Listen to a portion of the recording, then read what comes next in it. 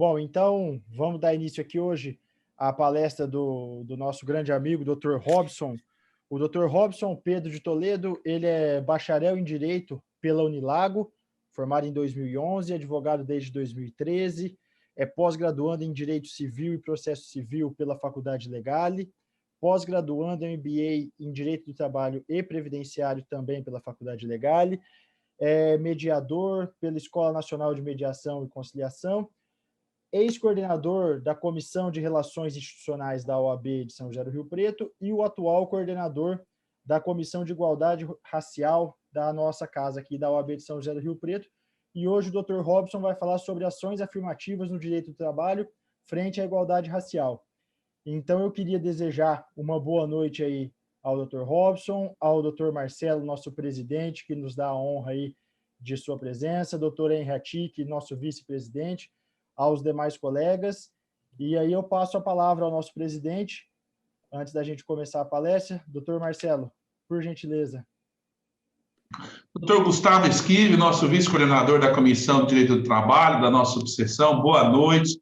Quero reiterar o meu agradecimento por todo o trabalho dedicado ao lado do Dr. Davi Quintiliano, coordenador da comissão, por tudo que tem feito pela nossa advocacia regional. Quero cumprimentar meu amigo Dr. Henry Hatik, com quem quero também dividir essa abertura deste evento. Quero cumprimentar os amigos Dr. Jean, Dr. Rogério, Dr. Marcelo, Dr. Fábio e outros amigos que aqui estarão conosco. Então, doutor Gustavo Esquive, gostaria de dividir essa abertura com o meu amigo doutor Henry Hatik. Meu presidente, Marcelo Henrique, muito obrigado aí pela deferência, pela concessão da palavra. Cumprimento, em primeiro lugar, Vossa Excelência como o grande dirigente máximo aí da nossa 22ª subseção. Para mim é uma honra ladeá-lo nessa diretoria como seu vice-presidente. Cumprimento e parabenizo a Comissão de Direito do Trabalho, na pessoa do Dr. Gustavo Esquive, aqui presente, pela elaboração, pela realização de mais este evento. Agradeço e já parabenizo, porque tenho certeza do sucesso. O professor, o Dr. Robson Toledo, nosso palestrante de hoje, quero cumprimentar ainda todos os colegas, todas as colegas, apesar que eu acho que só temos aqui hoje todos os colegas que estão aqui nessa noite para mais esse evento da nossa subseção. Desejo um excelente aí, então, evento a todos nós. Muito obrigado. Eu quero deixar ir ao final para agradecer ao Dr. Robson Pedro de Toledo, que vai nos brindar com a sua exposição nesta noite, mas reconhecer todo o trabalho que tem dedicado à advocacia da nossa subseção, desde o início, ao meu lado, ao lado da diretoria, fazendo com que a advocacia pudesse ser melhor através dos serviços da nossa instituição. Dr. Robson Pedro de Toledo esteve na Comissão de Relações Institucionais e contribuiu por demais, um dos advogados que mais trabalharam para que nós tivéssemos a gestão atual.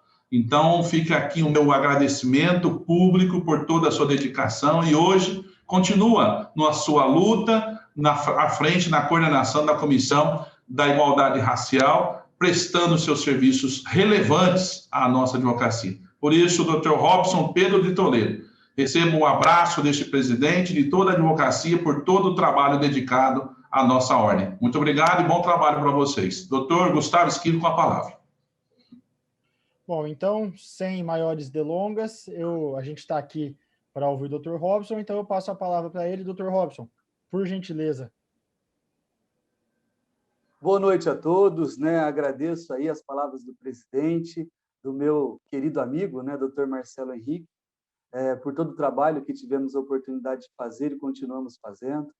Esse meu grande amigo também, Dr. Henry Hatik, a grande oportunidade de ser chamado de ministro, isso muito me honra, porque eu sei que é com muita alegria, e que eu recebo essa forma, esse tratamento tão especial, meu querido amigo. Agradeço a presença de todos que se encontram aqui, Dr. Marcelo De Luca, especial também, e o Dr. Gustavo, com quem tive a grande oportunidade também de trabalhar bastante aí em nossos encontros e nossos eventos.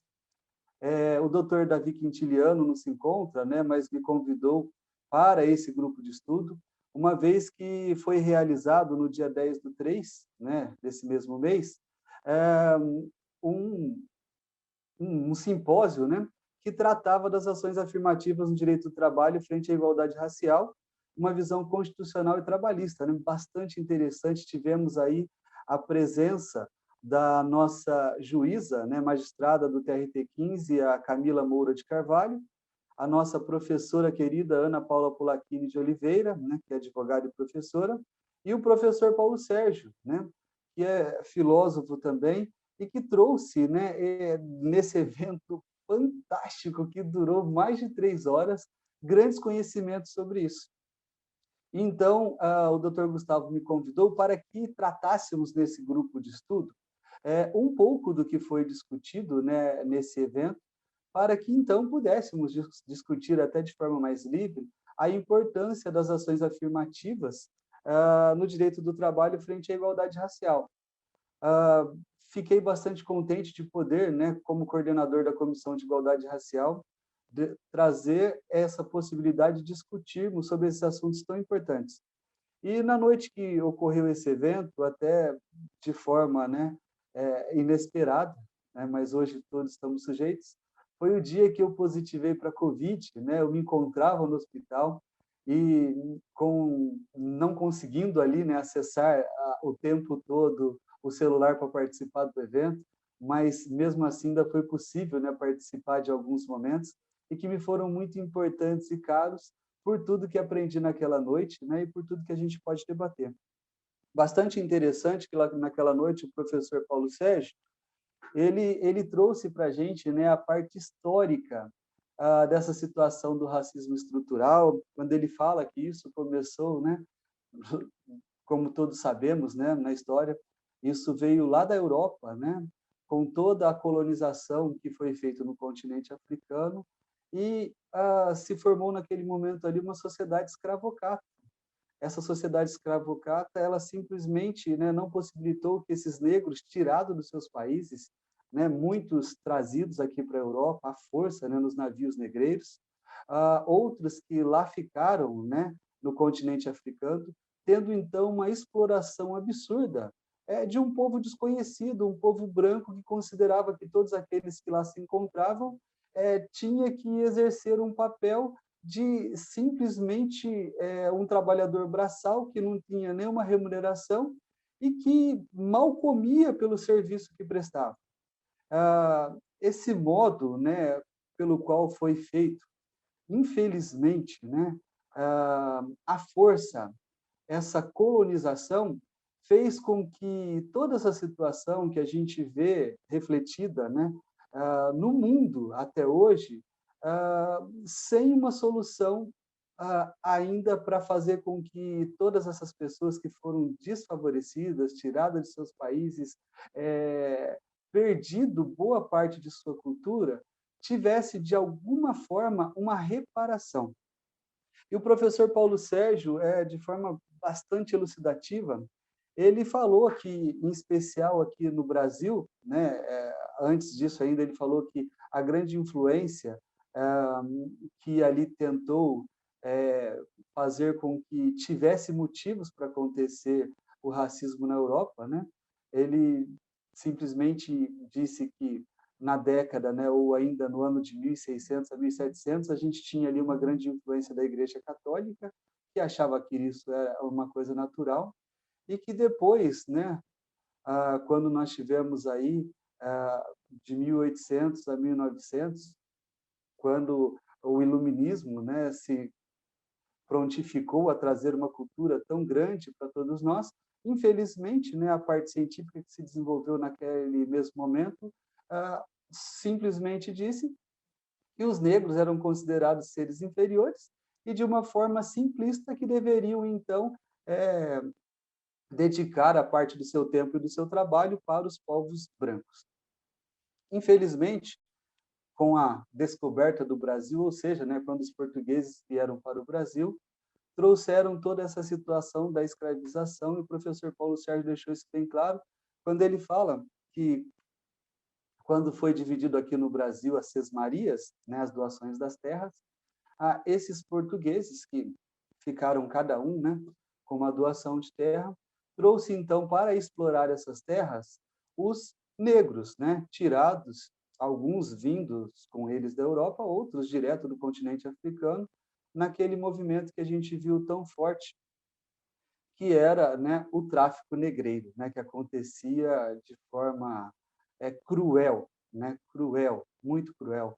Esses negros trazidos do continente africano até o Brasil passavam, né, meses no mar, jogado ali, né, num calabouço, comendo muito pouco, né, todos desidratados, e quando chegavam aqui no Brasil já tinham que começar a prestar seus serviços para aquele povo branco.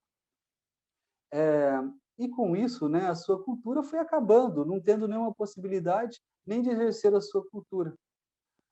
Os seus, né, a forma como tinha todo esse povo de cultuar os seus deuses, né, de fazer com que tudo aquilo que era importante para eles deixassem de existir. O professor Paulo Sérgio ainda deixou de forma bastante evidente que quando nós tivemos ali, por volta né, de 1850, acabando então essa situação de doação de terra, né, as terras deveriam ser compradas, a gente já teve uma situação bastante diferente, né, porque os portugueses, não tendo, né, essa doação, essa facilitação, eles começavam a ter um custo maior para comprar a terra. Então, quando veio a abolição da escravatura, esses escravos simplesmente, né, jogados, perderam o que eles sabiam fazer, que era trabalhar na terra. Então, naquele momento, a indenização se deu para os escravocratas e não para os escravos, né? No Brasil aconteceu de forma diferente do que nós tivemos, né, na Europa, na Inglaterra, nos Estados Unidos.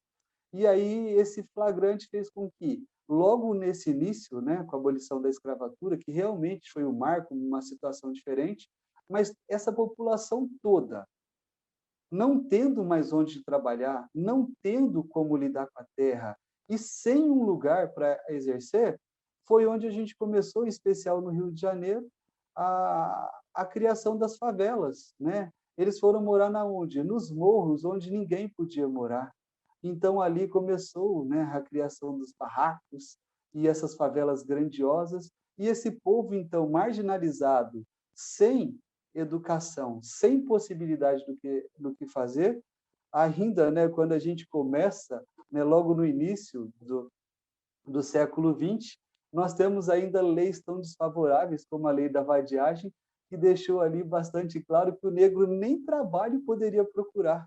Então, muitas vezes, quando a gente ouve, né, muitos historiadores ou pessoas do movimentos negros falando sobre reparação histórica, é como se muitas pessoas não conseguissem compreender que o povo negro, né, já está há mais de aproximadamente 700, 800 anos, quando começou essa colonização, simplesmente sendo obrigado, quando não a trabalhar forçado, quando ele não precisava trabalhar forçado, ele não tinha nenhuma oportunidade de se fazer. Por quê?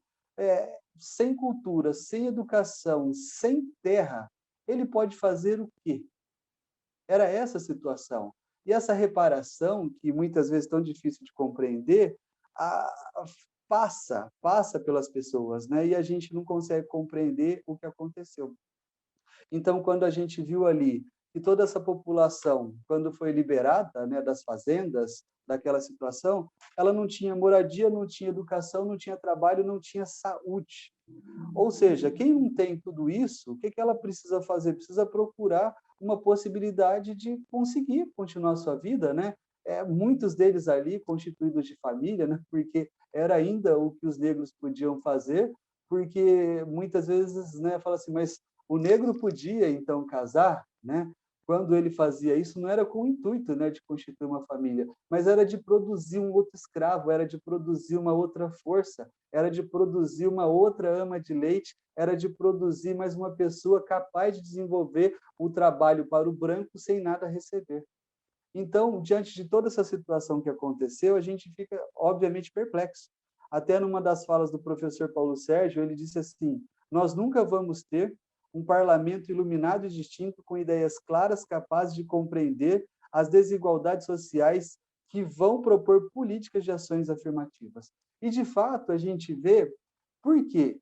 Até hoje nós não temos um parlamento que discuta realmente a situação do negro, que busque ali solucionar alguma situação para que o negro tenha um diferencial.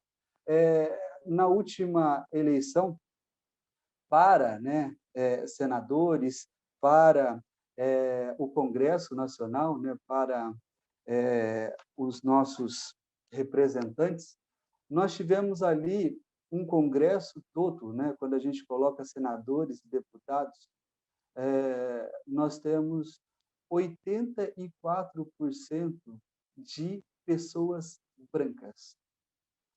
Ou seja, como que 15%, né, não completa nem 16%, que é 15,9%, como 15,9% de representantes negros, num país em que nós temos 54% de população negra, consegue se fazer ou representar adequadamente essa população, buscando políticas afirmativas que possam mudar a situação em que o povo negro vive até hoje, né? Incrivelmente, num país em que nós temos a maioria de negros, nós temos a menor representação possível dessa população. Nós não temos ela representada nas prefeituras, né, em todas as prefeituras do nosso Brasil, nós não temos essa representação. Tivemos aí, novamente, né, os prefeitos, né, de tantas cidades do Brasil, onde nós temos apenas, de todos os prefeitos do Brasil, 16% de prefeitos negros, né? Incrivelmente, a gente vê mais uma vez que a grande massa, toda essa população, ela não se faz representar nas prefeituras. Nós temos, então, nas nossas cidades, como vimos aí novamente, né, a formação de todas as nossas câmaras municipais, onde a gente percebe, em especial, falando da nossa cidade de São José do Rio Preto, onde nós não temos, né, numa Câmara, com 17 vereadores, nós não temos um vereador negro. Nós temos aqui, em todos os secretários da nossa cidade, né, dessa grande cidade que é São José do Rio Preto, com uma população estimada em mais de 500 mil habitantes, nós não temos um secretário negro para fazer representar toda essa população. Então, a gente percebe, né, até mesmo as falas do professor Paulo Sérgio foi incrível, porque ele evidenciou tudo isso que retrata a nossa sociedade. E ainda ele falou uma situação bastante interessante, que ele fala que todo o processo para a gente ter políticas afirmativas era necessário para que nós trabalhássemos com o ciclo de política pública, né, que é ali bastante trabalhado por Jefferson Maynard.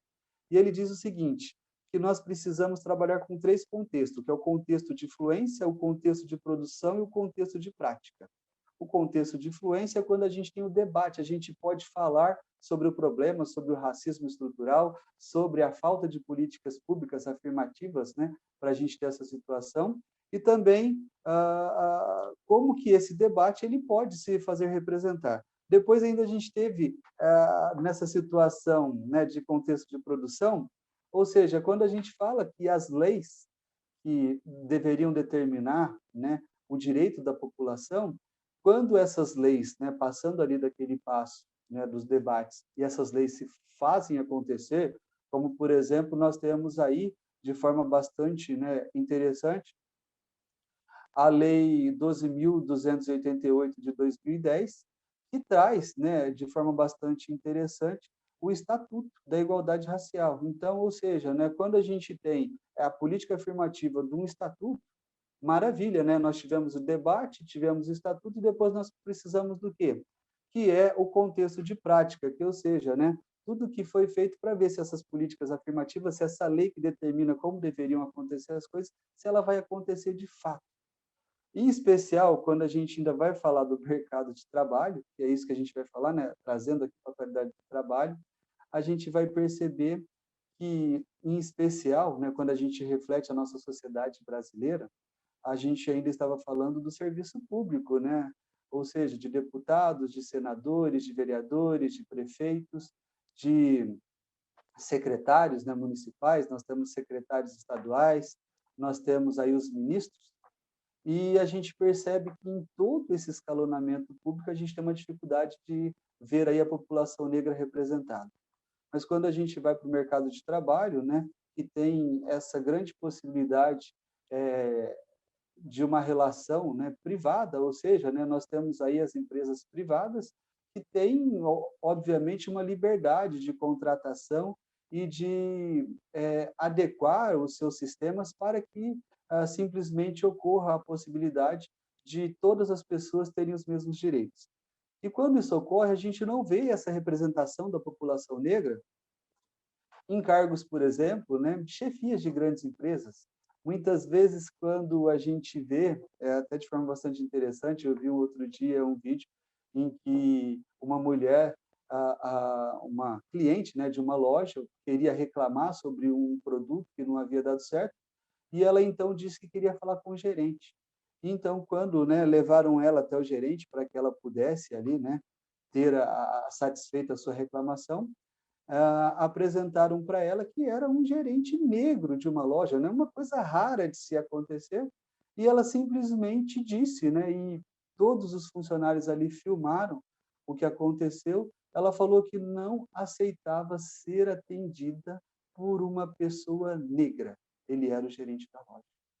E ele, de forma muito cortês, entendeu? Ainda tentou, né, atendê-la, não se importando com essa exigência dela, mas ela foi simplesmente, né, categórica em não ser atendida por uma pessoa negra. Ou seja, né, quando a gente vai falar do racismo estrutural, que é tão importante para a gente colocar, em especial no estudo de hoje, é isso que acontece, né? O racismo estrutural ele está refletido na sociedade que ainda não consegue compreender e dar as mesmas oportunidades para todas as pessoas, né? A gente até fala com o nosso querido hoje presente aqui, Dr. Henry Atik, né, que é mestre em Direito Constitucional, mas a parte ali na introdução do nosso artigo 5º da Constituição Federal, quando ela preconiza que todos somos iguais perante a lei, o Dr. Henry, ainda nosso vice-presidente, em suas palestras, né, ele gosta de deixar bastante evidente como que o nosso artigo 5º ele vem ali, né, ou a própria Constituição, ela vem o tempo todo repetindo sobre a igualdade, sobre a igualdade, sobre a igualdade, mas a igualdade, ela não vem acontecendo, ela não se reflete, ela não está, né, em todos os momentos da nossa sociedade. Ainda, né, ou até para encerrar aqui tudo que o professor Paulo Sérgio nos trouxe, ele disse uma fala bastante importante. Ele fala assim que as políticas de ações afirmativas são uma conquista para o povo organizado na sociedade civil, para, né, promover a exclusão social. Mas essas pessoas gritam por justiça dentro de um processo bastante diversificado, bastante próprio de cada tempo e de cada localidade. E elas vão se constituindo. Ou seja, muitas vezes nós temos algumas sociedades, alguns lugares, que essa diferença não existe. Mas na maior parte, né, na maior parte do nosso Brasil, nesse estado, a gente não consegue ver isso acontecendo o tempo todo. Então, na verdade, é isso, esse grande problema que faz com que nós não tenhamos ali as mesmas possibilidades para todas as pessoas. A exemplo de nossa cidade, nós temos já determinado pelos concursos públicos, né, a lei que determina que as cotas, né, em aprovação para todos aqueles em concurso público. Essa cota racial, criada bastante importante, ela vem simplesmente, né, com uma política afirmativa, dar essa possibilidade e essa reparação. Embora, quando a gente pensa em reparação, muitas vezes a gente fala assim, puxa vida, conseguimos 20%. Se fosse pensar em reparação na maior população do país, na população que há 500 anos, né, ela deveria ter uma reparação de 500 anos, um cheque de 500 anos, né, uma reparação. Né? Muitas vezes está aqui o doutor Gustavo, que atua bastante aí no direito do trabalho, a gente sabe muito bem que quando a gente tem a possibilidade ali de buscar os direitos do nosso cliente, quando, né, a gente consegue isso, né, através de uma sentença, através de um acórdão, né, ter o direito reconhecido do nosso cliente, ele recebe tudo aquilo que lhe é de direito, né, atualizado, com juros, com correção. E o que acontece? Esse cheque que veio, ele veio sem correção, né? Veio sem juros, veio sem nada. Ou seja, né, eu pego lá e determino 20%. 20%, todo mundo vai falar, mas 20% já não é bom? É claro que é. Para quem não tem nada, é excelente.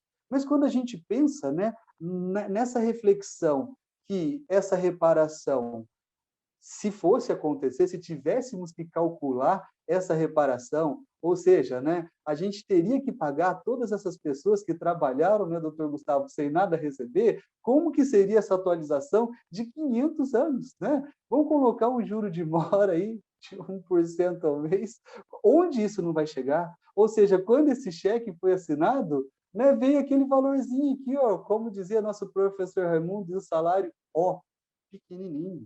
E mesmo assim, quando a gente vê, não atingiu todos os setores. Nós vemos, por exemplo, que para os cargos de livre nomeação e exoneração do funcionalismo público, a exemplo, né, da Câmara Municipal, das prefeituras, que tem sempre essa possibilidade ali de nomear os seus secretários, de nomear os seus assessores, nós não temos uma lei que determine que, pelo menos, esses 20% sejam negros. Ou seja, nós temos, por exemplo, né, como todo mundo briga que os apadrinhados são muitos, né, no funcionalismo público, ou seja, nós não temos ali essa reparação se fazendo presente na sociedade. Nós não temos ali, né, determinado que pelo menos em todos os secretários que temos em nossa cidade, que 20% fossem negros, né? Ou seja, a sociedade não consegue refletir a reparação que se faz de tantos e tantos anos. E é por isso que a nossa sociedade ela vem sofrendo ainda e não consegue ter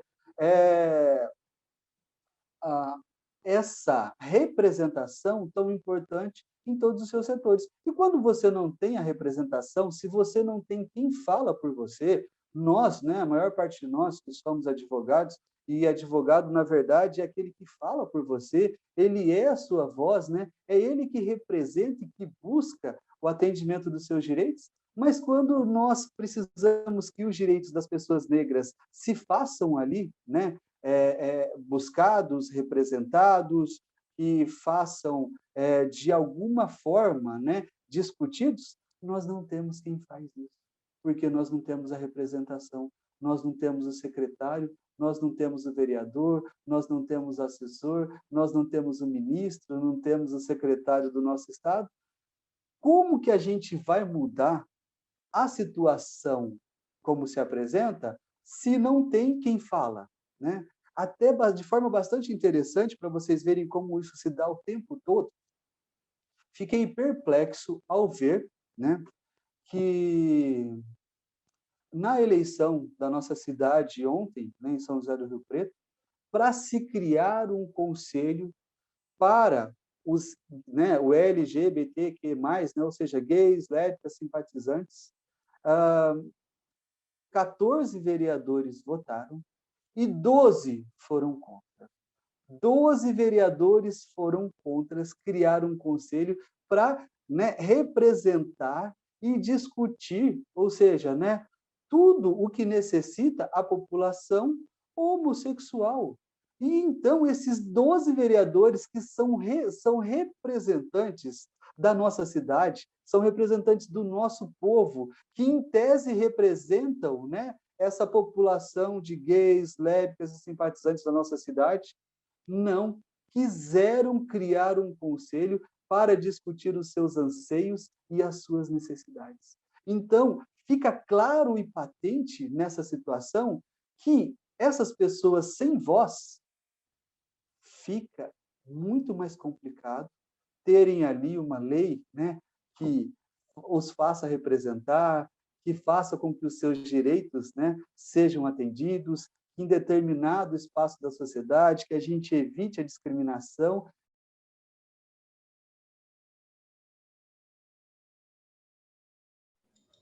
Mutou o Dr. microfone. Robson, você fechou o microfone. Dr. Robson, seu microfone está fechado. Dr. Robson? Será que ele não está me ouvindo? Será que aconteceu alguma coisa com ele? Um de cada um, né? A gente Agora abriu. Isso. Que uma pessoa faça isso, que uma pessoa faça aquilo, e não tem nada que garanta, né? E, obviamente, nessa discussão dessa noite memorável do dia 10, nós tivemos aqui a presença, né, da nossa professora de Direito Constitucional, doutora Ana Paula Polacchini, e ela, obviamente, né, representando, então, naquele momento a Constituição, nos trouxe um pouco, né, do que as leis hoje, né, auxiliam ou não a população, né? Porque muitas vezes nós temos leis que existem, mas simplesmente elas não acontecem. Então, ela começou, né, a sua fala fazendo uma indagação do que havia falado ali o professor Paulo Sérgio. Ela perguntou assim: quais são os nomes das pessoas que fizeram políticas públicas afirmativas contra o racismo no Brasil? E muitas vezes, quando a gente fala das pessoas importantes da história do nosso país, a gente não consegue, né? Fala, olha, nós tivemos ali Tiradentes que fez isso, nós tivemos, né, várias pessoas que buscaram o movimento, e aqueles que acabaram com o colonialismo, foi quando começou o presidencialismo, aconteceram essas coisas, todas as coisas da história, né? Todo esse movimento tão importante ali, que a história do Brasil traz, e quando a gente vai falar muitas vezes dos nomes das pessoas que lutaram, né, por trazer políticas públicas para a nossa sociedade, muitas vezes a gente não consegue nem lembrar o nome dessas pessoas, né? Quais foram as pessoas que lutaram, né? Foram negros ou não, que fizeram ou tentaram relativizar ou melhorar a vida das pessoas. Então, nesse momento, eu achei que a doutora Ana Paula Polacchini foi extremamente assim, né? Brilhante para falar que nós não conseguimos registrar no nosso conhecimento e na nossa memória o papel das pessoas que buscaram a igualdade racial no Brasil ao longo desses 500 anos. Com a dificuldade que a gente tem de compreender a importância do movimento negro, né? Então, a gente tem poucas pessoas, pouquíssimas pessoas, tentando brigar ainda ou lutar pela maioria, mas que essas pessoas têm muito pouco reconhecido o seu trabalho para que o mínimo possa acontecer. Então, a doutora Ana Paula, né, ela falou ainda, de forma bastante interessante, ela disse assim, qual que é o papel do direito? Pois há uma narrativa hegemônica, né? Ou seja, né, a gente consegue responder isso? O direito é importante para tentar equilibrar essa desigualdade racial ou para tentar reparar tudo que esse povo sofreu? Como a gente disse, né, anteriormente, o direito, sim, o direito é positivista, né? Quando a gente tem o direito, ele favorece para que, pelo menos, né, diante das leis que aqui existem, nós simplesmente, né, buscando com que elas se façam acontecer, com que a sua eficácia seja plena, já é um começo. Mas quando, de fato, a gente busca que isso aconteça, é um problema grave, porque a nossa própria Constituição, como eu disse, né, ela deixa claro ali, falando, né, que todos somos iguais. Mas essa igualdade, ela é simplesmente, né, uma igualdade que a gente, dos livros, né, é uma fábula, porque quando a gente precisa que ela aconteça, não acontece. Ela não de fato. Eu já tive vários, né, alguns momentos da minha vida. O meu pai é branco e a minha mãe é negra, né? Então, eu de uma família de 9 irmãos, nós tivemos ali vários, né? Um que é mais clarinho, um que é mais escurinho, e muitas vezes, né, vem essa incompreensão, né, da própria pessoa, por ela se entender negro e como negro, né, saber o que é de diferente que acontece na casa dela. E até quando a gente fala sobre isso, muitas vezes, né, a grande preocupação de uma mãe que é negra e tem ali o seu filho negro, quando saber que, por exemplo, que ele não vai morrer antes dos 18 anos. Quando ele vai sair, essa mãe sempre fala, olha, filho, cuidado. Olha, se você vê um policial, né, não faz nada, se apresente, né, mostre o seu documento, não faça movimento brusco, porque a gente está sujeito a isso. Então, eu falo para vocês que, em alguns momentos da minha vida, simplesmente eu me vi ali, né, nessa famosa chamada batida policial, simplesmente parado por ser negro. Eu me recordo um dia que eu estava ali, né, no caixa do Itaú, bem próximo ali da OAB, eu estava pagando as minhas contas no caixa eletrônico, né? E eu estava sozinho dentro da agência, eu estava pegando, né, as contas que se encontravam na minha pasta, tinha uma mochila, né, naquela época eu andava de moto, e ao fazer o pagamento das contas dentro da agência, de repente, eu, surpreendido, me vi abordado pelos policiais que se encontravam do lado de fora da agência, questionando o motivo de eu me encontrar dentro da agência. No que eu disse, né? Estou pagando as minhas contas. Então eles falaram, o senhor pode vir para fora da agência? E eu disse, não vejo motivo para eu ir para fora da agência, né? Eu sou um cidadão, estou aqui pagando as minhas contas e não tenho por que sair daqui. Estou pagando as minhas contas, não tem nada aqui, estou sozinho, não vou sair de dentro da agência. Respondendo isso, né? Ele falando lá pela porta giratória. Então ele falou assim, você pode apresentar o seu documento de identificação? Eu posso. A hora que eu apresentei o documento de identificação, eu mostrei a minha carteira, né, da Ordem dos Advogados do Brasil, né, ficando claro ali que eu era um advogado. O policial ele ficou revoltado por eu ter apresentado a carteira da OAB. Ele falou assim, você quer se aparecer? Por que você está mostrando a carteirinha da OAB? Só para falar que você é advogado, que você é mais do que os outros? Eu falei, esse é o meu documento de identificação, está aqui todos os meus dados. Você pediu para eu apresentar um documento, estou apresentando um documento meu de identificação. O que acontece? E falo isso para vocês, e às vezes a gente fica até chateado que situações como essa aconteçam. Mas eram 2 policiais brancos. Não poderiam, né, compreender, porque naquela região do shopping, região sul da cidade, eu estava lá, né, como qualquer outra pessoa, pagando as minhas contas no caixa eletrônico. E ao apresentar, então, meu documento de identificação, obviamente, para surpresa deles, eu era, né, apresentei a minha carteira de advogado sendo uma situação adversa.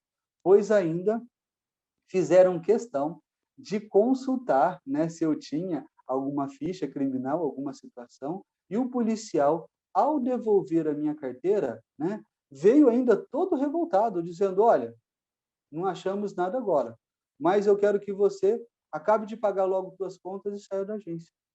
Eu falei, não vejo motivo, a hora que eu acabar eu saio, você não determina o que eu faço, tá? E eu falei para ele, né, de forma bastante educada, mas falei, olha, eu só quero lembrar, senhor policial, que você, né, é uma pessoa que trabalha para todos os cidadãos dessa cidade e desse estado. Então, eu quero lembrar que, nesse momento, você trabalha para mim. E, por isso, você não pode faltar para a educação para comigo.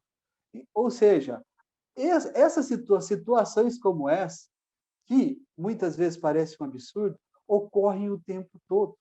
Então, a gente pensa, quanto isso não acontece numa seleção de vaga de emprego, né? Porque quando você preenche um currículo, hoje já é bastante comum você colocar a foto no seu currículo, mas antigamente, né, não é uma exigência, justamente para que as pessoas não façam ali, né, já a escolha, né, com base na cor da pele. Mas quantas pessoas, ao se apresentarem, né, naquela entrevista de emprego, que poderia ser uma vaga para um cargo ali superior numa empresa, para gerência, para supervisor, simplesmente não já são, né, tirados daquela situação da entrevista de emprego por serem pessoas negras, né, não tendo as mesmas oportunidades. Então aí a gente vê flagrante o racismo estrutural. E por mais que nós, né, dentro do direito, mesmo sendo esse, né, bastante positivista, nós não temos leis que determinem, né, que num processo de seleção, por exemplo, não possa haver esse tipo de situação, né? Nós teríamos que configurar essa situação, fazer prova dessa situação, mas muito pouco se ganharia com isso, né? Porque eu estou num processo de entrevista, se eu não sou funcionário daquela empresa, isso poderia acontecer de forma diferente se eu já trabalhasse na empresa e simplesmente, né, aquela empresa ela tem ali nas suas normas a determinação para que as pessoas, né, que lá trabalham, depois de conquistarem, né, tempo de trabalho e outras coisas, acessem ali cargos de supervisão. Se eu fosse impedido nessa situação, então eu teria ali, né, flagrante uma situação de racismo dentro dessa empresa. Mas normalmente é bastante complicado para aquela pessoa que trabalha em empresa conseguir, né, configurar, demonstrar tudo aquilo que acontece. Então a gente vê essa situação o tempo todo acontecendo. A doutora Ana Paula, ela falou ainda de forma bastante interessante, que aqui bastante legal. Ela falou assim, olha, a Constituição inova, realmente a Constituição ela inova, mas mudou a mentalidade das pessoas, mudou as atitudes, né? Ainda lembro bastante do nosso presidente Marcelo Henrique, que ele fala muito, né, de atitudes, nós precisamos de atitudes para fazer mudanças. A gente vê isso o tempo todo acontecendo, porque quando a gente se pergunta, e assim, coisas assim, só para a gente pensar, quantos gerentes de banco negro a gente conhece? É muito difícil de lembrar, né? Falo assim, eu sinceramente, eu vou falar para vocês, né, que eu nunca vi um gerente de banco negro. Não conheço. Pode ser que tenha, mas é só para ver. Se você já foi em vários bancos, se você já foi em vários lugares e nunca viu, não é interessante saber por que a gente não tem? Né?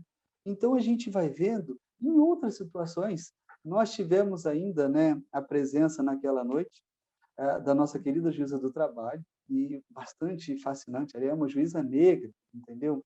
Nós tivemos a grande oportunidade até de trazermos aqui um juiz do Distrito Federal, que é o juiz Fábio, um juiz negro. Ou seja, né, é toda essa dificuldade que a gente tem de ver nesse sistema a impossibilidade de termos a representação nos vários setores da sociedade de pessoas negras. E quando a gente não tem isso, o racismo estrutural ele continua acontecendo.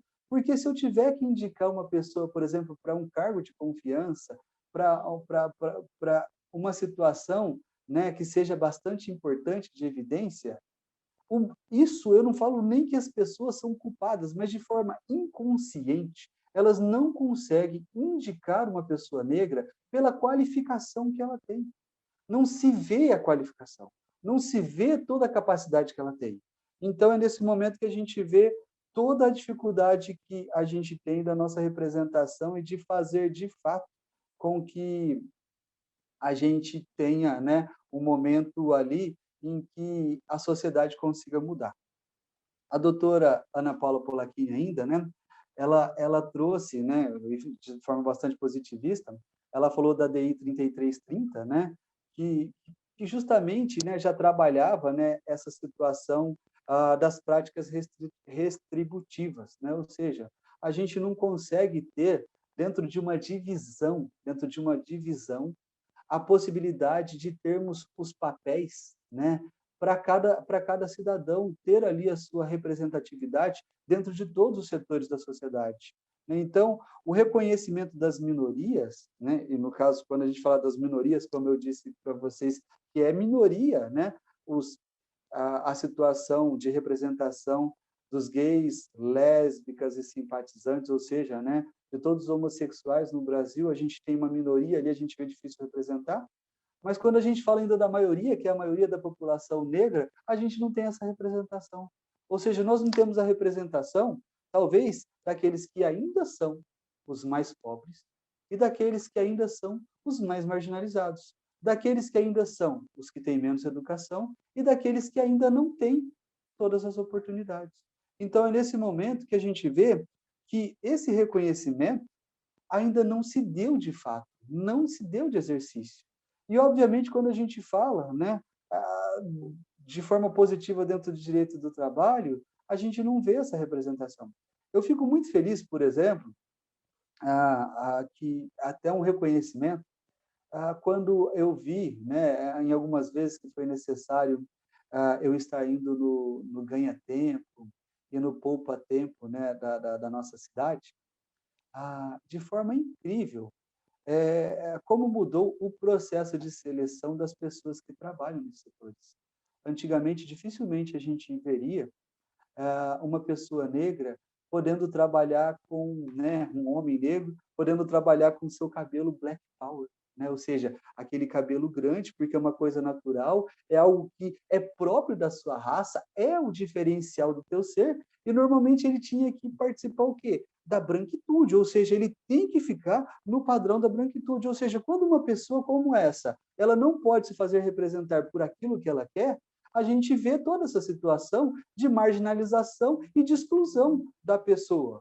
Então, quando eu vejo, né, acontecendo, né, nos setores, né, do ganha-tempo e do poupa-tempo, as pessoas trabalhando e podendo ali se mostrar como elas realmente gostam de ser, né? Umas com seus cabelos vermelhos, outras com cabelo black flower, outros com tranças, ou seja, tendo a liberdade, né, de fazer com que essa aparência não determine a possibilidade ou não daquela pessoa ocupar determinada vaga, né? Se tem barba ou não, se não tem barba, se usa brinco ou se não tem brinco, entendeu? Se é gay ou se não é gay, como se veste. Então, essa liberdade, né, que é o que o nosso direito determina, que todos devemos ter, né, que essa igualdade, muitas vezes a gente vê ela acontecendo em poucos setores, né?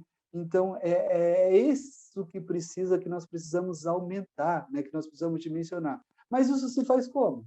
Porque o racismo estrutural, ele vem do quê?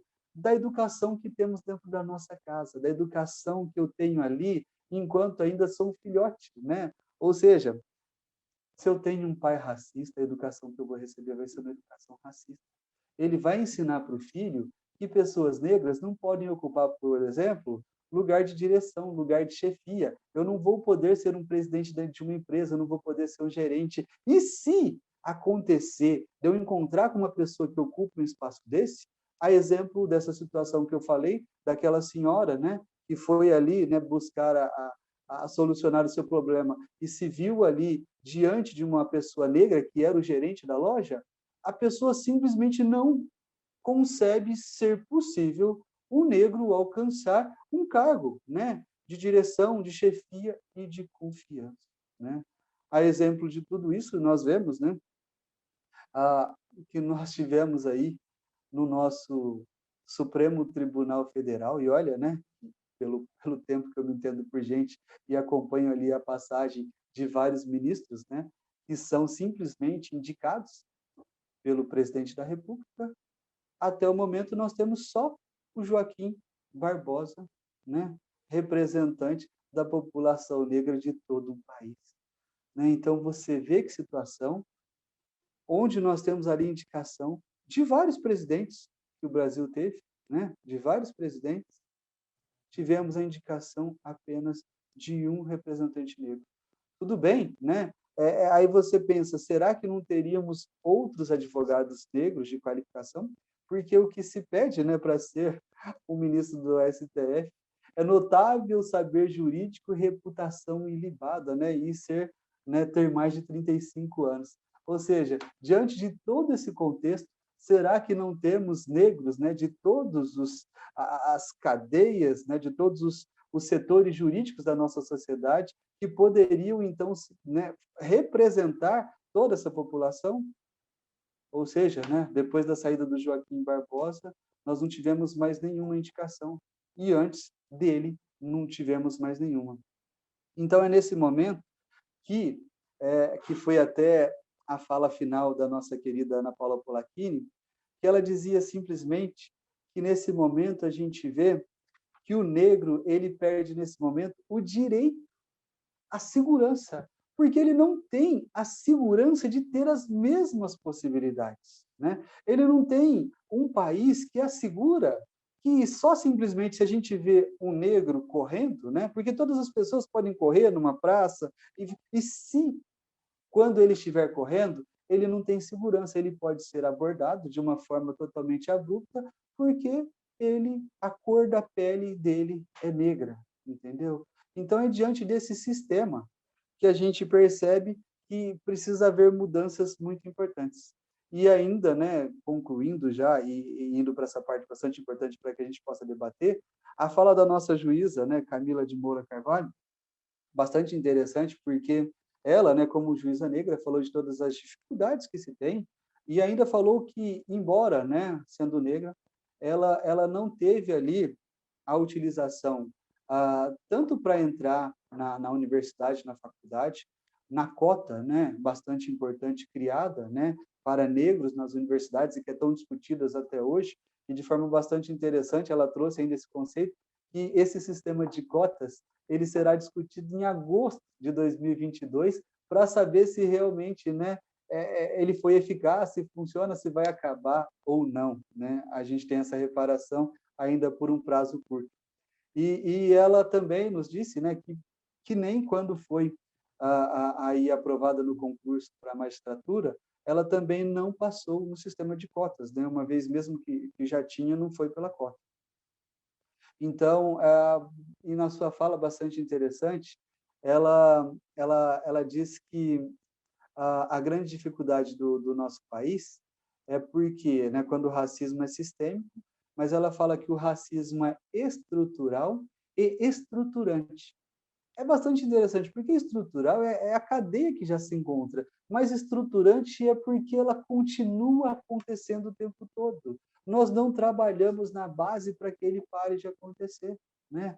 Então, como eu disse para vocês, uma Câmara, né, que representa a população da nossa cidade e que representa justamente uma grande, né, que representa a parcela, porque todos aqueles que na nossa cidade são gays, lésbicas, simpatizantes, homossexuais, não se fizeram representados por 12 vereadores de nossa cidade. 12 vereadores não representaram simplesmente os seus eleitores. Deixaram de representar os seus eleitores naquele momento. Então, se a gente vê isso quando falamos da minoria, olha o que não acontece em todo o nosso estado, né, em todo o nosso país.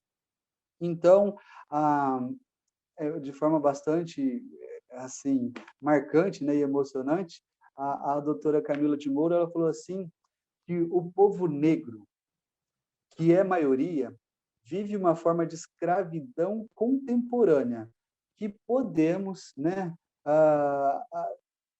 que podemos até estruturar na forma, na exclusão social e, em especial, no encarceramento, quando não na morte.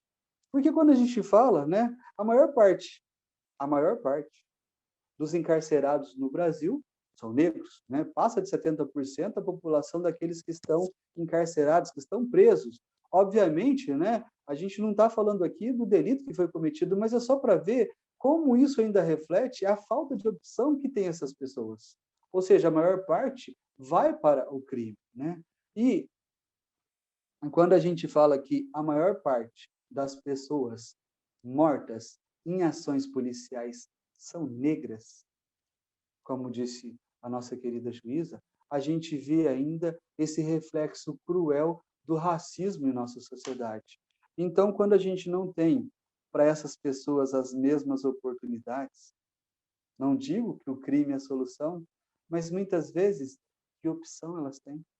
Não tendo, né, as mesmas possibilidades de educação desde o começo, né, desde a base, desde a sua formação, quando ainda a gente tem, mesmo que nós estamos falando do Brasil, né, um dos países, né, um dos países mais miscigenados no mundo, nós ainda temos dificuldade de compreender que não deveria haver diferenças, né, entre uma pessoa negra e uma pessoa branca.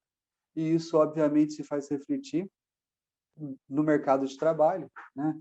Então, mesmo quando a gente tem ali as políticas, né, afirmativas que as leis trazem para a gente, como, né, o ProUni, como, né, a própria lei do Estatuto da Igualdade Racial, que, por exemplo, lá no seu artigo 4º, ela fala assim, que determina que a participação da população negra em condição de igualdade e oportunidade na vida econômica, social, política e cultural do país será promovida prioritariamente por meio de inclusão nas políticas públicas de desenvolvimento econômico e social, adoção de medidas, programas e políticas de ações afirmativas, modificação das estruturas institucionais do Estado para o adequado enfrentamento e superação das desigualdades étnicas decorrentes do preconceito e da discriminação étnica. Promoção de ajustes normativos para aperfeiçoar o combate à discriminação étnica e às desigualdades étnicas em todas as suas manifestações individuais, institucionais e estruturais. Eliminação dos obstáculos históricos, socioculturais e institucionais que impedem a representação da diversidade étnica nas esferas públicas e privadas.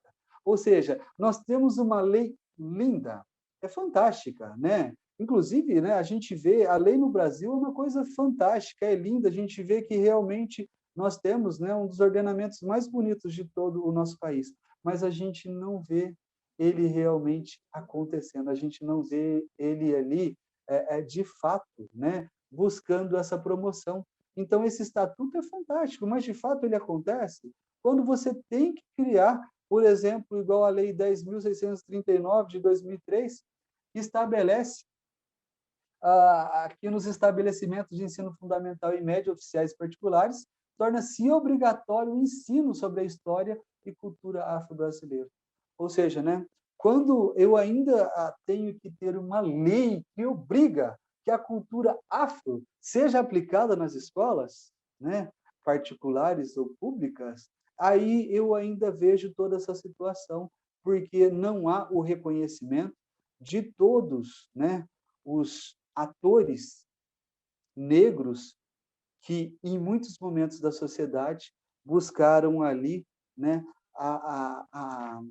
a promoção de políticas afirmativas para que essas pessoas tivessem, né, as mesmas oportunidades no mercado de trabalho, tivessem as mesmas oportunidades em todos os setores.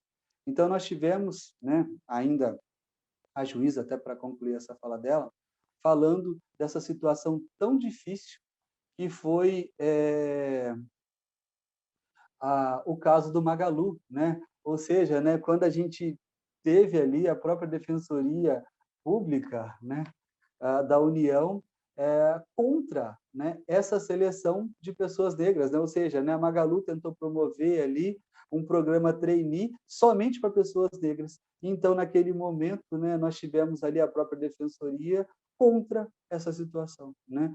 Flagrante, é claro, né, que essa promoção e essa reparação histórica que se encontra na lei, né, como nós acabamos de ver no Estatuto da Igualdade Racial, não acontece de fato, não acontece na prática e não acontece, infelizmente, na mentalidade de todas as pessoas do nosso país.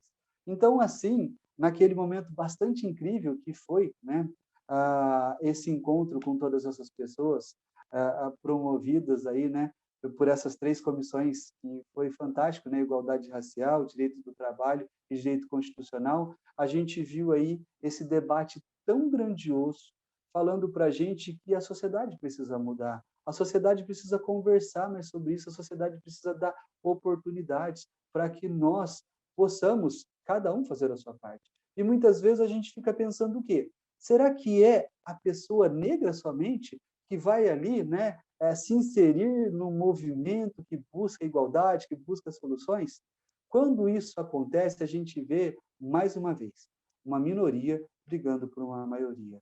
Mas não, quando a gente fala nesse momento, nós não podemos ter diferença, nós precisamos, né, de brancos, de negros, de índios, de amarelos, entendeu? Todos nós buscando, né, uma solução para que a igualdade de fato aconteça, para que ela se realize, para que a gente veja refletido na nossa sociedade o que é a nossa sociedade, né? Então, toda essa miscigenação do nosso país, ela tem que se fazer representar em todos os setores da nossa sociedade, e não, infelizmente, como ocorre até hoje, né? Uma minoria. É uma minoria que se sobrepõe à maioria, e então a gente não tem representação, e não tendo representação, nós não temos voz. E não temos voz, a gente fica, né, como sempre ficou, marginalizado. Cada um, às vezes, um indivíduo, que é aquela estrela que consegue, né, com muito trabalho, com muito esforço, com muita dificuldade, né, fazer ali, trabalhar, estudar, conseguir se formar, conseguir abrir uma empresa, conseguir ser aprovado num concurso público, alguma coisa assim. É nisso que a gente vê que, por exemplo, né, nos mais setores da sociedade, a representação ainda continua pequena. Assim, nesse momento, eu quero muito agradecer por participar, né, desse evento tão importante, esse grupo de estudo. Agradecer aqui o Dr. Davi Quintiliano por me convidar, agradecer, né, essa possibilidade trazida aqui também pelo Dr. Gustavo, e a essa casa, né, que é a nossa OAB de São José do Rio Preto, que nos dá essa oportunidade de trabalharmos e falarmos sobre todas as coisas que acontecem. E a OAB, né, como um todo, a nossa OAB federal, ela deu um grande passo esse ano para que, em especial, né, nós operadores de direito, nós advogados, nós que somos a voz, comecemos na nossa própria casa a reparação histórica que se faz necessária pelo fato de ter criado, né, nesse ano, a política de cotas para que todos os representantes, né, de subseções, de seccionais e da própria OAB federal tenham ali nos seus quadros, né, de candidatura para a diretoria, a obrigação de composição de 30% de negros. Então, a gente teve, nesse momento, uma reparação histórica feita por aqueles que, na maior parte das vezes, são a voz, né? São aqueles que buscam o direito das outras pessoas e precisavam buscar que, dentro da sua própria organização, isso se fizesse presente. Então, nesse momento, nós, pelo menos, podemos falar dos outros, porque aqui, dentro da nossa instituição, isso se fez agora.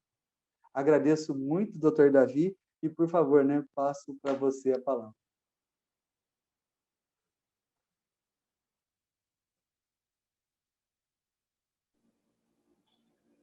Dr. Robson, parabéns pela brilhante explanação. Realmente como a gente vem falando há um tempo aí, é um tema que a gente tem que, toda vez que tiver oportunidade, abordar esse tema, tocar nessas questões, principalmente aqui na nossa casa. E, antes de mais nada, eu queria passar a palavra aí ao nosso coordenador, Dr. Davi Quintiliano, que está presente aqui. Boa noite, chefe. Tudo certo? Boa noite, doutor Gustavo. Obrigado aí por ter apoiado aí, que eu precisei me ausentar um pouquinho, me atrasar. Obrigado mais uma vez pelo apoio. E tive a sorte de pegar desde o começo a palestra do Dr. Robson Toledo, parabenizá-lo, porque foi incrível, brilhante mesmo. É aquilo que a gente fala, a gente acaba tendo a honra de ter vários amigos aqui na OAB que são extremamente competentes, estudiosos, que sempre enriquecem nosso dia a dia nesse meio jurídico. E aproveitar também para cumprimentar o nosso presidente, o Dr. Marcelo Henrique, que sempre nos apoia nos eventos, o Dr. Henry Atik, vice-presidente, que também é uma honra para nós tê-los aqui, e cumprimentar a todos que estão aqui presentes. E eu vi que tem muitos coordenadores aqui e que só enriquecem aí mais esse evento. Então, eu vou devolver aqui a palavra para o Dr. Gustavo Esquive, já que está fazendo as honras da vez, e lembrar que todo o evento que nós tivemos com as 3 comissões e também o grupo de estudo de hoje, tudo se originou ao grupo de estudo que o Dr. Gustavo Esquive fez no final do ano passado sobre o caso Magalu.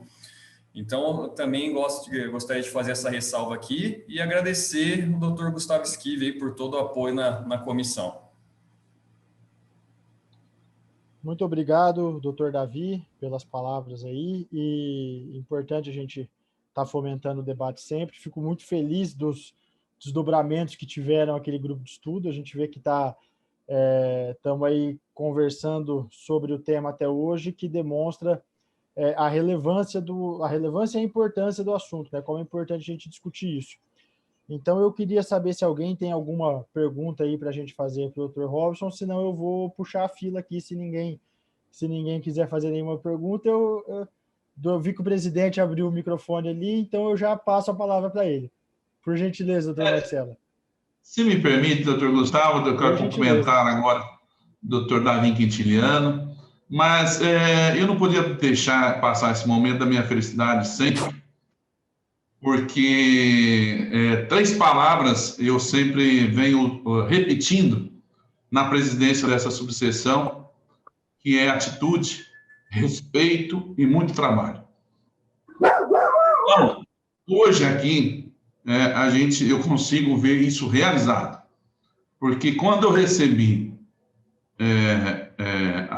o pedido da Comissão de Direito do Trabalho para que o Dr. Robson Pedro de Toledo pudesse fazer a exposição, sem que eu, como faço, não peço para nenhum coordenador, não indico, não interfiro em nenhum trabalho das comissões, que são mais de 80 comissões. Por uma outra palavra, que é a oportunidade. Oportunidade. Eu tive muitos momentos, em razão da minha trajetória de vida, impedido de fazer uso da oportunidade. Não ter a oportunidade de falar. E hoje aqui me sinto realizado. Mais um dos momentos de emoção para mim, de realização de sonho. Porque ouvir e eu vejo, às vezes, a grande discriminação das pessoas com vários setores da nossa sociedade. A hipocrisia ainda é muito forte. O sistema ainda é muito pesado para alguns. E nós precisamos nos unir. E hoje, quando eu vejo jovens advogados que nós estamos aqui e me tem um apoio, doutor Henry Hatik, permitir que a gente tenha nova liderança na nossa advocacia. E vocês que estão aqui, estou vendo vários coordenadores, advogados e advogadas, estão aproveitando esta oportunidade e acesso a essa instituição tão forte. Uma instituição que eu não imaginava como era tão honrada e respeitada pela sociedade a partir do momento que eu sentei na cadeira de presidente. E hoje eu vejo vocês, jovens advogados, doutor Davi Quintiliano, doutor Gustavo Esquive, que convidou um colega aqui da nossa subseção. Um colega que muitas vezes, e eu falo isso porque eu estive ao lado dele, e representa muitos advogados, não teria oportunidade em outros momentos. Não teria. E hoje está. Como outros tantos, que está aproveitando a oportunidade, está tendo atitude. Então, assim, eu quero deixar um registro de que nós precisamos de mais advogados com coragem, com atitude, para que nós possamos tornar a maioria. E não ser aqui, não ter que ouvir testemunhos, como o Dr. Robson disse, no banco de uma cidade próximo da nossa casa, da advocacia e da cidadania. Nós precisamos combater isso. O que aconteceu ontem na Câmara de Vereadores, em que 12 vereadores foram contra a criação de um simples conselho de debates. Um simples conselho de debates, nem deliberativos eles quiseram, simplesmente para debater, e tiveram não de 12 vereadores. Então, eu vejo aqui e chamo, eu quero fazer essa pergunta, até para tornar público, porque eu já dividi essa angústia que eu tenho de não termos mais negros junto conosco nos eventos da própria comissão, não temos mais mulheres advogadas na comissão da mulher advogada, não temos mais colegas homossexuais na comissão de diversidade sexual. Então, assim, eu não sei mais o que fazer, né? Às vezes sinto, mas aí é um próprio sociedade. Nós aqui estamos todos os dias permitindo acesso gratuito para os colegas se reunirem, se conversarem, se conhecerem. e às vezes nós não temos a participação de entre 6 mil advogados, ainda muito pequeno esse número. Então, assim, eu quero perguntar ao Dr. Robson, que eu já fiz essa pergunta, o que fazer? O que nós podemos fazer para trazer o advogado negro para dentro da instituição? O que nós ainda precisamos fazer que não estamos fazendo? Por que o advogado negro não vem para a Comissão de Igualdade Racial?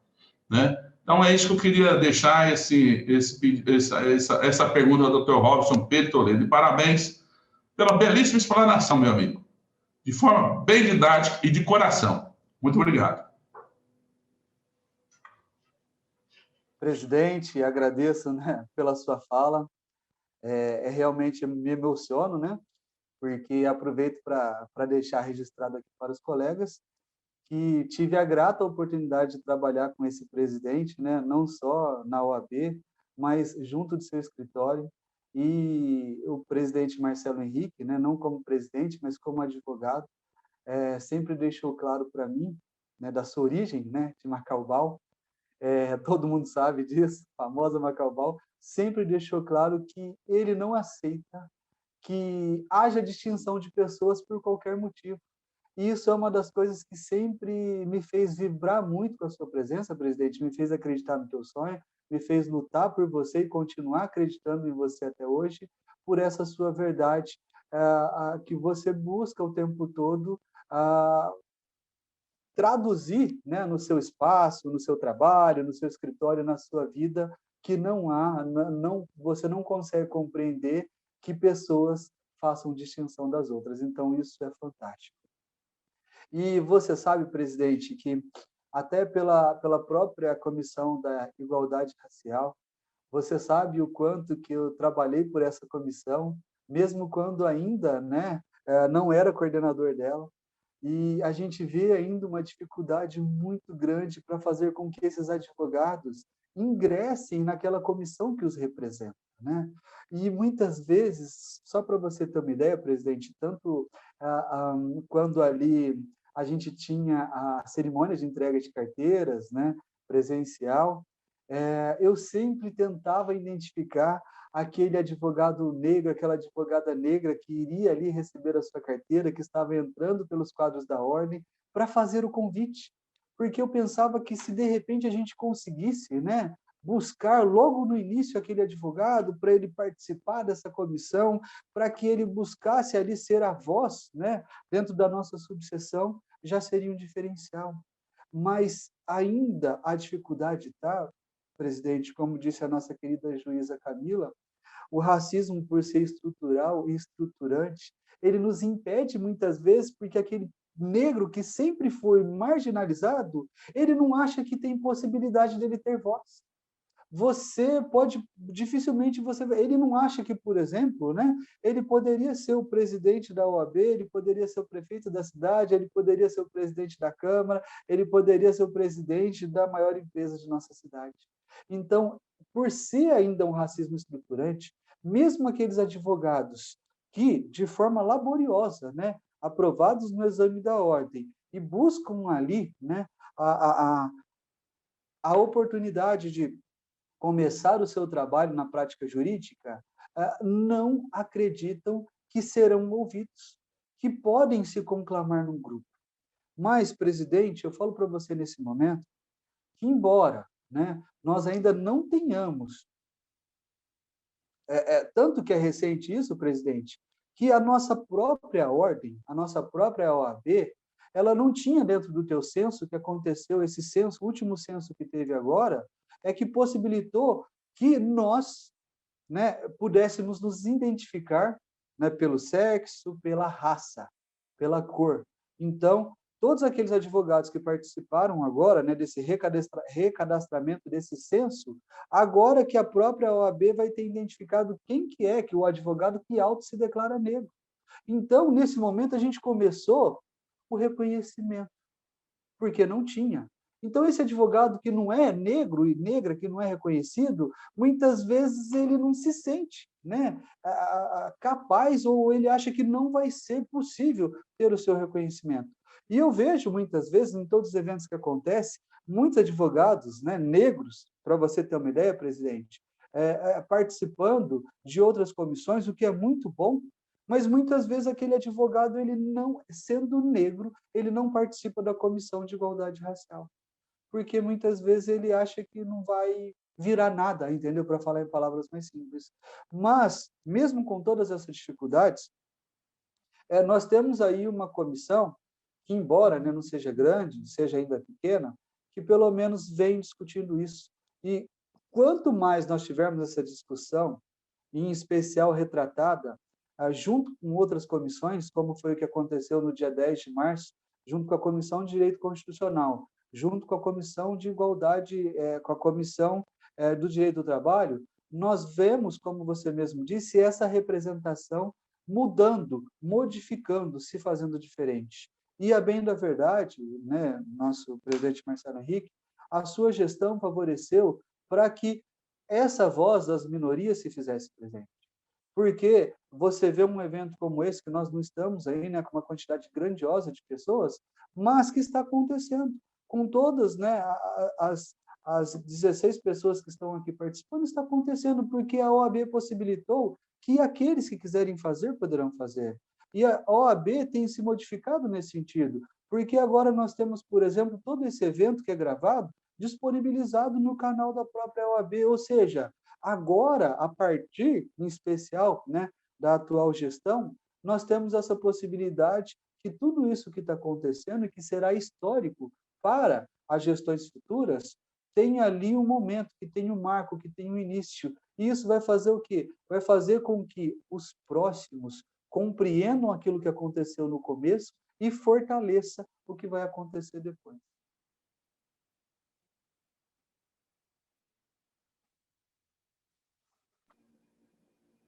Muito bom, doutor Robson. Estou vendo o doutor Marcelo ali, Marcelo de Luca com a mão levantada. Doutor, fica à vontade. Obrigado.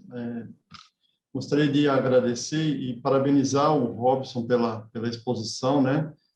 Parabenizar o presidente Marcelo Henrique pelo relato, pelo registro aí emocionado, né?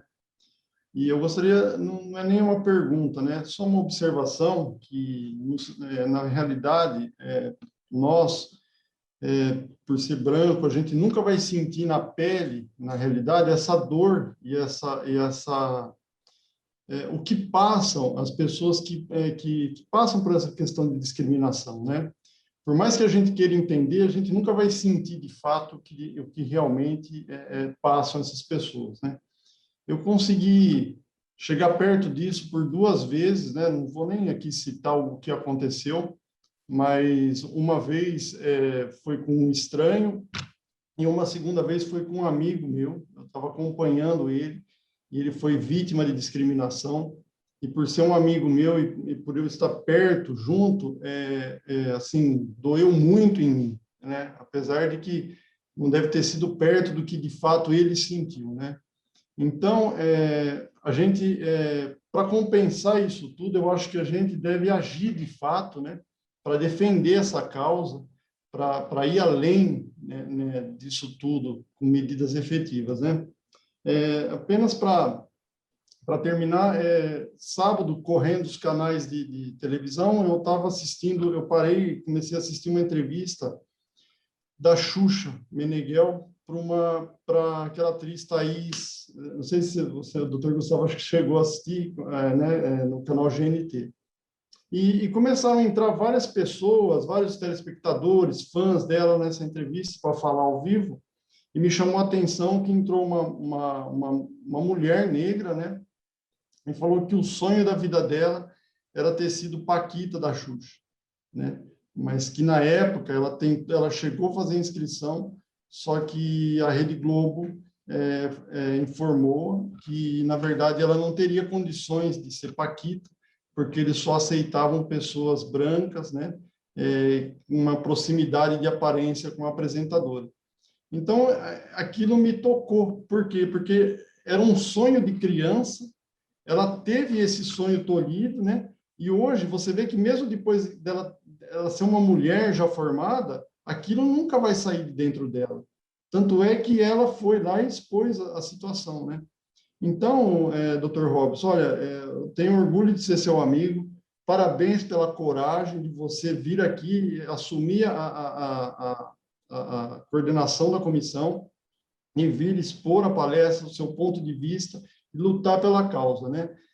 Conte comigo aí, eu não sei se eu posso ajudar em alguma coisa, mas, assim, sempre lembrando que, no caso dos negros, né, não é simplesmente uma minoria, né, é uma maioria minorizada, né? Isso que é o pior. O Brasil, a maioria da população é negra e, no entanto, sofre preconceito, e é o que você falou, é o racismo estrutural mesmo. Então, olha, parabéns e obrigado pela exposição aí. Agradeço, viu, doutor Marcelo? Agradeço muito. O senhor é uma pessoa querida, né? Uma das pessoas aí que a gente sempre aprende, tem esse conhecimento fabuloso e, com certeza, né? Nós todos iremos crescermos, né? Juntos, né? E com todas as oportunidades que essa subseção dá para a gente, para engrandecermos ali, justamente pelo fato de não vermos essa diferença, né? De nos entendermos iguais e de termos as mesmas possibilidades. E isso já seria um grande diferencial da sociedade, quando ela possibilita que qualquer pessoa tenha, né, a voz, tenha espaço de fala, e isso é o que vai mudar, né? Então, só da gente falar, da gente refletir, muitas vezes já vai mudar o tratamento que a gente vai dar para todas as pessoas que estão à nossa volta, e que muitas vezes a gente, por tudo, né, pela educação que tivemos, não as reconhecemos como realmente elas merecem ser reconhecidas.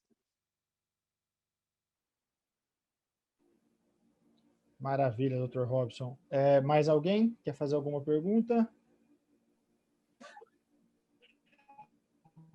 Dr. Milton, eu gostaria de falar. Posso? Boa noite, doutor. Tudo bem? Fica à vontade. Boa noite, tudo bem? Primeiro, cumprimentar o Marcelo Henrique, cumprimentar a todos, e especialmente ao Robson, né? E gostei muito do que ele trouxe e também do depoimento dele. O Robson, tá? Eu tenho a satisfação de ouvi-lo e é bonito, né? Assim, de certa forma, que todos nós, né, possamos compartilhar, né, esse sentimento e essa situação que você nos traz. Eu, né, eu já o conheci há algum tempo, desde a gestão da doutora Suzana, depois da nossa gestão, e, né, trazendo agora você a coordenação dessa comissão, isso muito enaltece a nossa advocacia. O seu depoimento, as situações pelas quais você passou, né, realmente nos traz algo a refletir.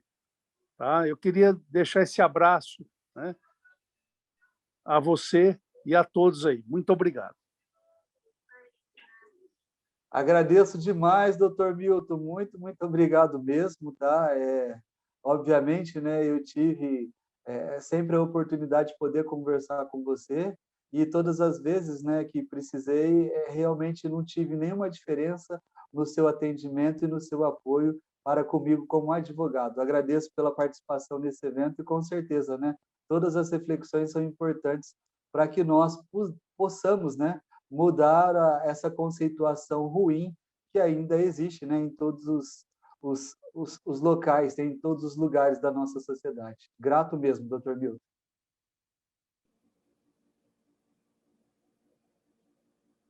Mais alguém? Bom, se ninguém for perguntar, eu vou fazer a minha pergunta, que eu estou com ela engatilhada aqui para o Dr. Robson. Dr. Robson, eu vou puxar um pouquinho aí para a área do direito do trabalho, né? Vamos lá.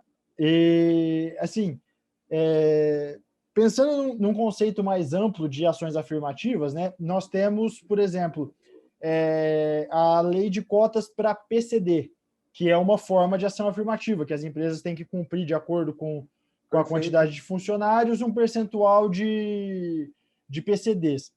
O senhor vê com bons olhos ou até mesmo com uma possibilidade de legalidade alguma coisa semelhante na iniciativa privada com o que a gente tem no funcionalismo público, da questão de cotas, alguma coisa parecida com essa questão para PCD. Qual seria a sua opinião? Assim, o senhor vê essa possibilidade do Estado exercer, vamos dizer assim, essa, entre aspas, gerência numa atividade privada? Qual que seria a sua opinião sobre esse assunto? Olha, doutor Gustavo, que interessante questão, né? Até foi uma das coisas que eu cheguei a discutir muito, enquanto ainda, né, tive a grata oportunidade na eleição passada de ser candidato a vereador pela nossa cidade, né? Então, né, diante desse processo, eu fiz vários questionamentos sobre a possibilidade de inclusão das pessoas negras, né? Porque me entendi naquele processo ali a ser, né, alguém que buscava essa representação da população negra. E essa política de cotas, né, para empresas privadas, como acontece com o PCD, eu vejo com muito bons olhos, né? Embora, né, a gente tenha essa situação de PCD, que justamente, né, para cargos em geral, né? Então, nós não temos ainda essa determinação, por exemplo, para cargos de chefia, né, para cargos de coordenação. Então, muitas vezes, nós temos sim, né, que o Estado seja garantista nesse sentido de garantir, de ter essa segurança e de dar essa possibilidade para aquele cidadão ter uma oportunidade de trabalho, ter uma oportunidade de emprego. Né? Então, nós não temos em muitas empresas, ou seja, nos setores que a gente pode falar assim, nos setores rasos, né? Nós temos ali a possibilidade para todas as pessoas, sem distinção de cor. Mas, muitas vezes, para muitos cargos dentro de uma grande empresa, você não tem. Então, eu acredito sim que há necessidade dessa interferência, né? Não digo que seria até uma interferência do Estado, né? Mas sim da criação de uma lei, né? Que poderia ali possibilitar que essas pessoas tivessem o acesso. Obviamente, né, o Estado pode garantir que quando você pega uma empresa privada dessa que vai fazer, né, essa oportunização para essas pessoas, o Estado pode garantir, de alguma forma, que essa empresa, né, receba algum benefício, tenha uma isenção de impostos, tenha alguma coisa, para que ela comece a promover essa igualdade. Então, eu vejo com muitos bons olhos que isso acontecesse sim, entendeu? E tanto, né, de uma forma até mais ampla, né, possibilitando essa, igual a cotas de PCD, mas também com a possibilidade, né, quando tivéssemos ali cargos de chefia, né, de coordenação, de gerência, o acesso dessas pessoas negras, né? Então também, mas a gente precisa oferecer toda a estrutura, né? Porque muitas vezes quando eu ofereço ali a política, né, de cotas, eu preciso possibilitar também a educação para que para aquela pessoa negra ela se qualifique para as vagas que tem aquela empresa, né? Então, muitas vezes, no sistema de uma grande empresa, que você tem ali empresas que gerenciam, né, tem nos seus quadros de recursos humanos mais de 1.000 pessoas, eu preciso possibilitar com que essas pessoas, né, elas consigam acesso, né, elas se qualifiquem, elas se eduquem, porque simplesmente se eu oferecer somente a vaga, mas não qualificar a pessoa para a vaga, ela simplesmente não vai conseguir ou não vai ter êxito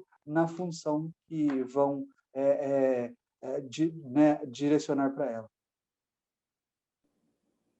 Perfeito, cara. Maravilha. Obrigado pelos esclarecimentos aí e, mais uma vez, parabéns pelo brilhantismo na exposição do tema, pelos exemplos usados. Como o Dr. Marcelo de Luca comentou ali, eu acho que a gente não tem ideia de como é isso, a gente sente ouvindo, mas a gente não consegue ter ideia do que é sentir na pele, né? E se ouvindo a gente já acusa o golpe, eu imagino como deve ser vivenciar isso aí. Então, mais uma vez, muito obrigado. Mais alguém tem alguma pergunta para o Dr. Robson? Bom, se ninguém tiver mais nenhuma pergunta, eu vou mais uma vez agradecer o Dr. Robson aí pela explanação. Eu acho que até numa data simbólica que a gente viu aí alguns retrocessos, né, pessoal comemorando um golpe, a belíssima nota da OAB, e a gente vai daqui tentando remar para o outro lado, né, remar para frente. Então, Eu queria mais uma vez agradecer a presença do Robson, a presença de todos. Passo a palavra para o nosso presidente, Marcelo Henrique, para finalizar. Boa noite a todos. Obrigado, doutor Gustavo Esquivel. Eu quero, antes, pedir e dividir com o meu amigo, doutor Henrique, esse encerramento. Meu presidente, sempre extremamente gentil, agradeço demais aí, mais uma vez, a concessão da possibilidade de, brevemente, dizer algumas palavras. Primeiro, aproveitando para cumprimentar o doutor Davi Quintiliano, que eu percebi mesmo que chegou logo no comecinho do evento, mas não tinha oportunidade não tive oportunidade de desejá-lo uma ótima noite, então o faço agora. E parabenizar e cumprimentar o meu querido amigo, Dr. Robson Toledo, pela brilhante exposição. E não é uma fala apenas retórica e de cumprimentos merecidos que a gente costuma fazer com quem gentilmente aceita um convite, né, da nossa instituição para estar aqui trocando ideias e ensinando um pouquinho para todos nós. Mas, de fato, a apresentação foi excepcional. Impressiona tanto pelo conteúdo, pelo conhecimento do Dr. Robson, quanto pela oratória, né? O Dr. Robson fala muito bem. E, além de tudo, tem uma voz bonita, né? Então, fica irresistível a palestra a ponto de nós estarmos aqui e nem percebermos o tempo passar. Muito sinceramente, parabéns. Agradeço a enorme gentileza e deferência de ter citado aí na sua fala uma colocação que eu fiz em uma outra palestra. Para nós que estamos aí tentando estudar um pouquinho todas essas questões tão fundamentais como a igualdade, é sempre muito honroso, né, quando um colega assim acaba nos utilizando como referência. Então, além de tudo, e sou muito grato, tenho certeza que a estação se deve muito mais à nossa amizade do que o meu merecimento. E agradeço aqui demais também ao Dr. Gustavo Esquive. Prometi que eu não ia fazer pergunta nem colocação, né, mas faço só um adendo à pergunta do Esquive, respondida pelo Robson com relação às pessoas com deficiência, né? É que nós temos um tratado internacional sobre esse tema, que versa sobre essa questão e que tem status de emenda à Constituição. Portanto, o Dr. Robson colocou muito bem na sua fala, né? Nosso ordenamento jurídico já é rico para resolver esses problemas. As leis, a Constituição, os tratados internacionais, o que a gente precisa agora é trabalhar para colocar isso em prática. E aí cabe a nós, como o Dr. Gustavo Esquive muito bem colocou, continuarmos lutando, continuarmos debatendo, porque é só assim que essa cultura vai evoluindo e vai se modificando. Se uma pessoa, a cada evento desse, modificar o seu entendimento e perceber que esse tratamento desigual não pode mais ser levado a efeito, já valeu demais a pena todo o debate. Presidente, parabéns pela sua condução aí da nossa subseção, parabéns por ser essa pessoa que você é, parabéns por ter a coragem de colocar, além de todo o seu tempo, a sua dedicação, a sua emoção em tudo aquilo que você faz, especialmente na direção da nossa subseção.